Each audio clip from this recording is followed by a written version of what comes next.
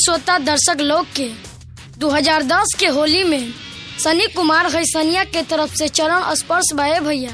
आप लोग से जवन प्यार दुलार आशीर्वाद हमरा के मिल रहल बा ओकरा के हम कबहू भूला ना पाइब। असो के होली में वेब कंपनी के तरफ से हमार दिलीप भैया, सतीश भैया, प्रदीप भैया के माध्यम से हमार रंगबाज मुर्गा आप सबके बीच में बा। हमरा विश्वास बा कि हमार रंगबाज मुर्गा के रउआ सबके प्यार और दुलार जरूर मिली।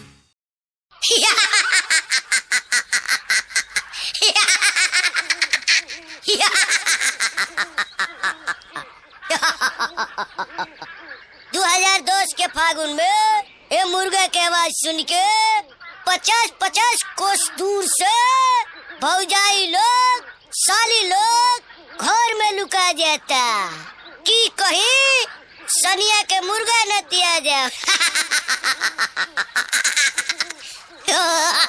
लुका जा भागो ये संतोष भौजी, गोलू भौजी, मिथिलेश भौजी, राजकुमार भौजी, भागो ये भोला भौजी, रमेश भौजी, दिलीप भौजी, राधेश्याम भौजी, भागो न तो सोनिया के मुर्गा आ जाई।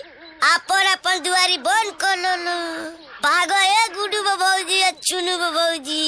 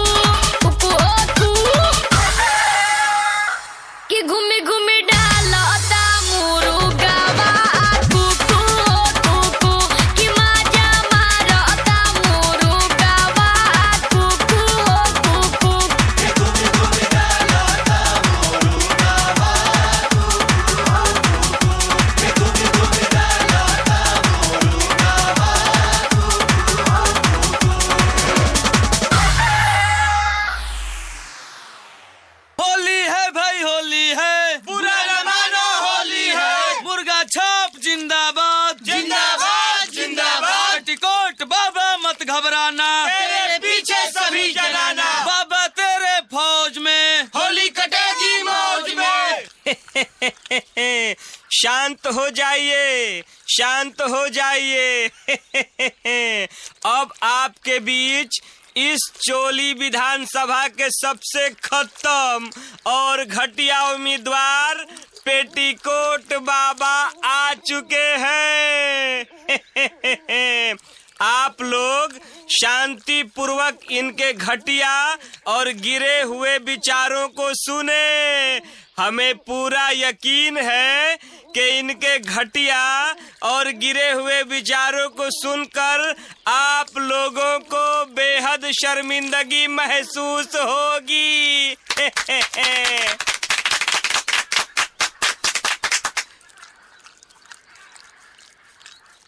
हमारे प्यारे भाइयों भौजाइयों एवं हमारी सालियों, मुझे आने में थोड़ी देर हुई, इसलिए आप लोग बाद में हमसे माफी मांग लीजिएगा। आप लोग जानते हैं कि इस फागुन के चुनाव में हमारी पार्टी का मुख्य मुद्दा चोली ही है।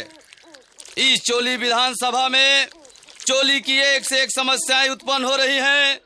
हमारी भौजाइयों को सही साइज का चोली नहीं मिलता है, सकेत होता है, हुक नहीं लगता है। इसलिए हमारी पार्टी ने ये प्रस्ताव रखा है कि यदि हमारा सरकार बनेगा तो हर गांव में एक सरकारी चोली का दुकान किया जाएगा। इसी तरह का एक समस्या लेकर हमारा ये नन्हा सा कलाकार सनी कुमार सनिया मंच पर हमारे बीच आया है। हम चाहेंगे कि अपनी गांव की समस्या को रखे। क्या आवेदन में लिख करके भेजा गया है भौजाइयों के तरफ से? सनी कुमार जी।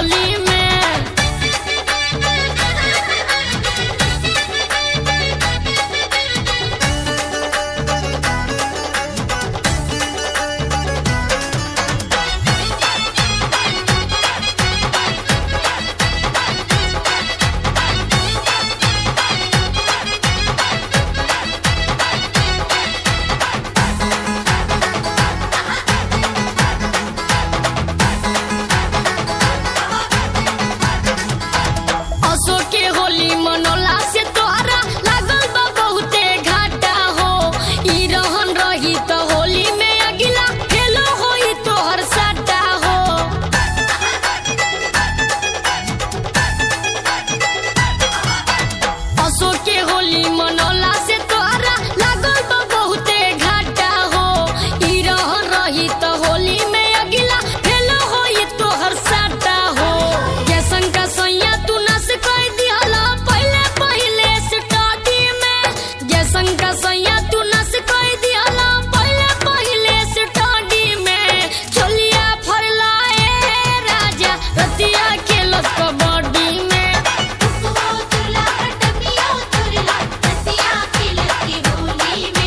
पल्ला लगा के फुच फुच राजा राते रजाई के खोली में।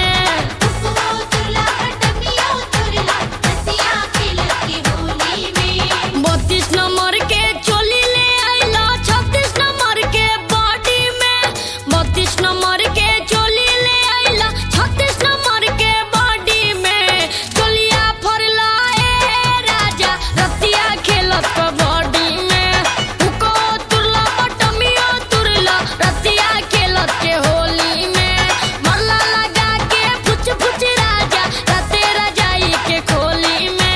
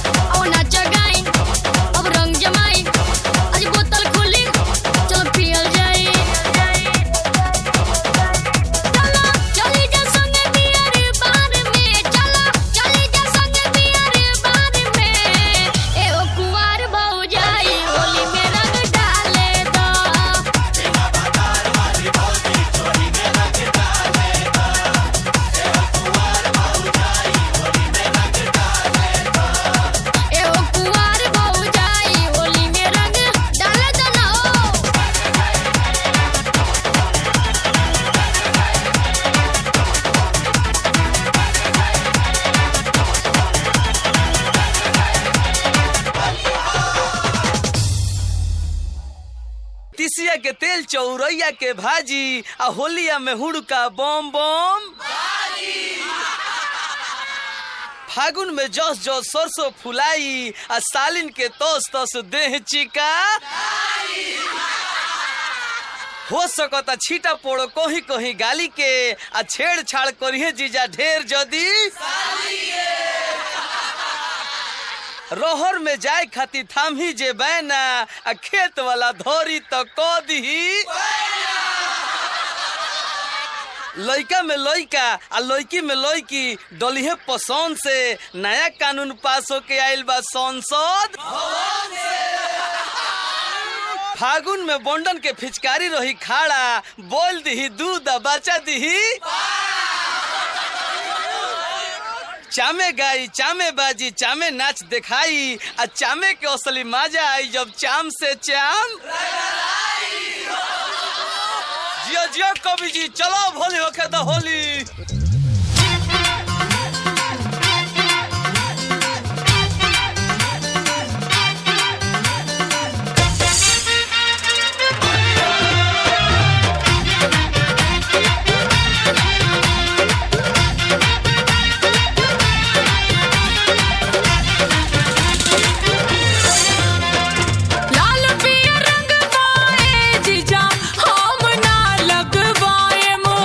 जीजा हम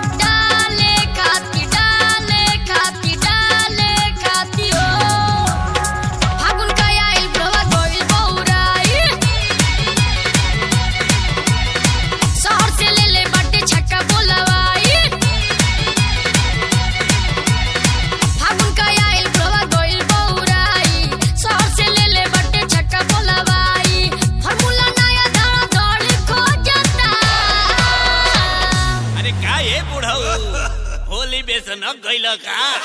होली में बुढ़ावा जुगाड़ खोजता, होली में बुढ़वा जुगाड़ खोजता, होली में बुढ़वा जुगाड़ खोजता, होली में बुढ़ावा जुगाड़ खोजता।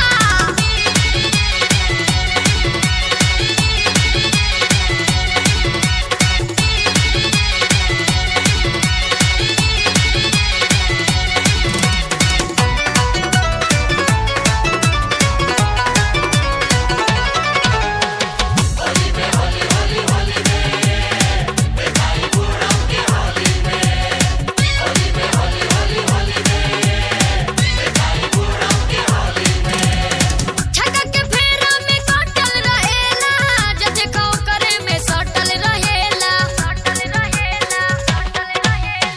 बेदक ब्यूटी में बटिया जुराइल, देखो पकल पकल मुछिया रंगाइल, सटा में सटे खतियाली खोजता। अरे बुढ़वा के कमजोर समझत बाड़न सा का। आओ गन्ना चूस के ललिता। होली में बुढ़ावा जुगाड़ खोजता, होली में बुढ़वा जुगाड़ खोजता, होली में बुढ़वा जुगाड़ खोजता, होली में बुढ़ावा जुगाड़ खोजता।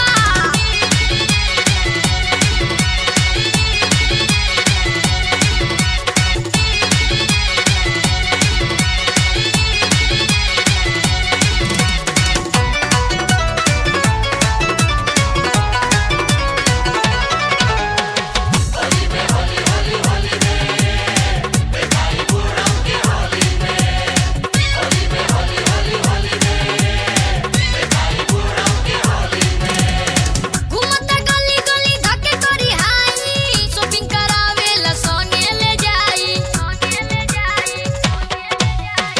दर्जन के सेट चोली चोटी ले आइल, फैशन के सीख गई नया स्टाइल, टाइट पैंट चाली चाली पहनता।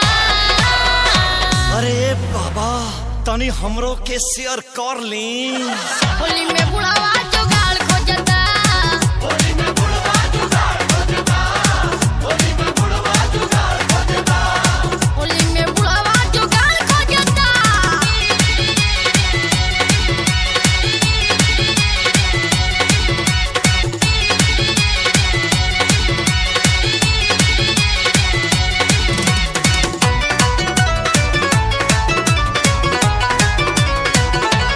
होली में होली होली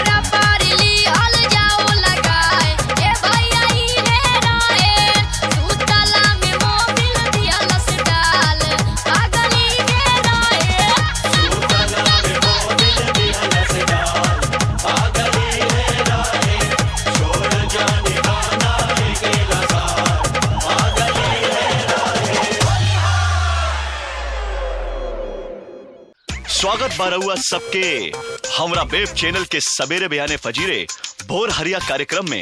ए फागुन में हमरा वेब चैनल की ओर से ई नया कार्यक्रम बुझौल के शुरुआत कई जा रहल बा। आज के बुझनी कार्यक्रम में हमरा चैनल पे आयल बड़े भोजपुरी के सबसे नन्ना चमकता सितारा शनि कुमार उर्फ शनिया। लंगोटा पार्टी के तरफ से आज झोटा पार्टी के तरफ से बड़ी मिस ममता। ताई जा ए बुझनी कार्यक्रम के आनंद उठावल जाव।